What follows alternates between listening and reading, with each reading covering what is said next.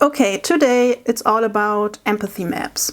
Actually, I got the idea to make a video on empathy maps when writing my latest blog post on personas, which I will link in the description below, and I was thinking about alternatives. Well, I did a little research and actually I learned a lot about empathy maps, and today I want to share it with you. So without further ado, let's jump in. Hello product people and welcome back to my channel.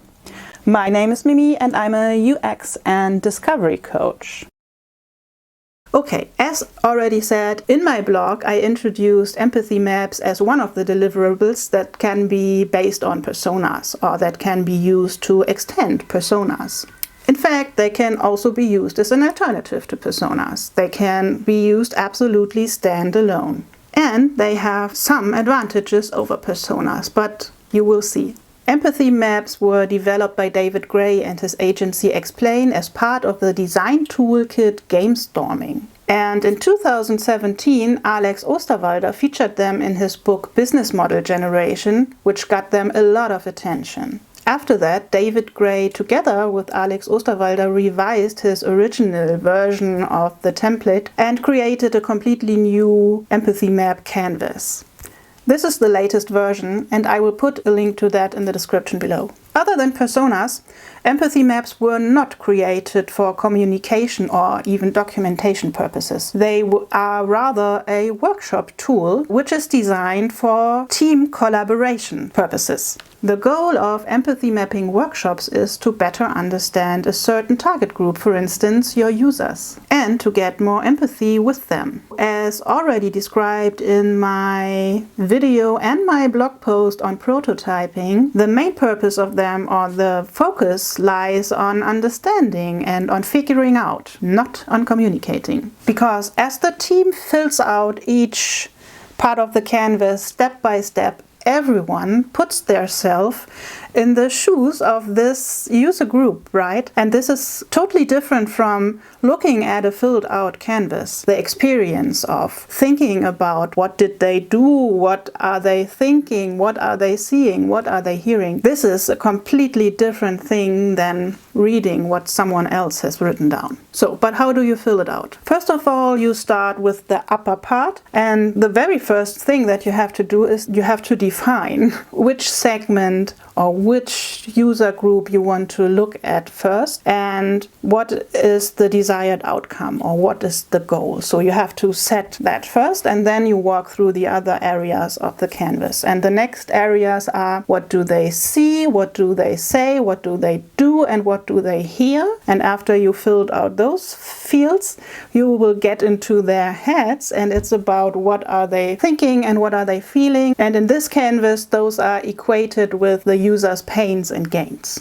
Actually, I found some resources that said empathy mapping is so much faster than doing personas because you don't need empirical data. You can just start right off. And that's also what Explain says in their initial workshop description or workshop facilitation description when you want to do empathy mapping workshops, that it's not important to have, or it doesn't matter if you have actual empirical data. You can also do the workshop without, because even without data, the goal of enabling workshop participants to empathize with someone still is fulfilled. But I don't really agree, because if you base an empathy map on pure gut feeling or only on assumptions, in my opinion, that has nothing to do with empathy, because who are you emphasizing with assumptions? So I recommend that you have at least some data that you can use to build your assumptions upon. Nevertheless, some of the fields that you have to fill in this canvas require interpretation. And those are, for instance, what do they see, what do they hear, or what do they think? Only if you have interview data where people actually say what they see, hear and think, then you don't have to interpret, but most often we don't have these quotes, right? So some of the fields require interpretation. But of course, the better the underlying data, the more valid are your interpretations, right? What's really cool about empathy mapping is that you find out quite quickly which of the areas are hard to fill in, or which you even can't fill in without guessing or without relying on your assumptions. And those are the areas that need to have more research, right? That need to be researched more. Okay, let's get to the first drawback. As with personas in empathy maps, you focus on a single person. And this is also part of the workshop, that the participants are told to have this one person in mind. Sometimes they are even giving those persons a name. And with this, what can happen is that a false framing is created. The workshop participants are expected to put themselves in the shoes of a person who does not really exist, but who is supposed to represent the characteristics of an entire group. One danger is that those workshop participants will walk around in the future with, let's say, those 4 or 5 empathy map persons in their head and are very fixated to them.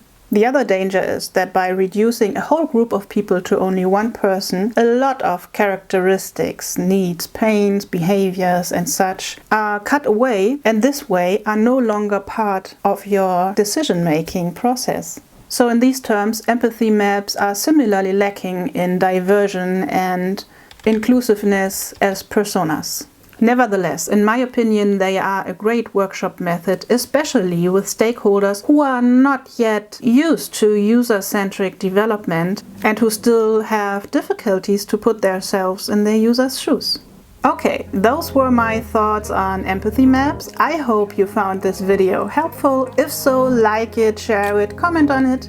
And if you want to see more content like this, subscribe to my channel and activate the notifications. This way you will never miss one of my videos. Okay, see you next time. Bye!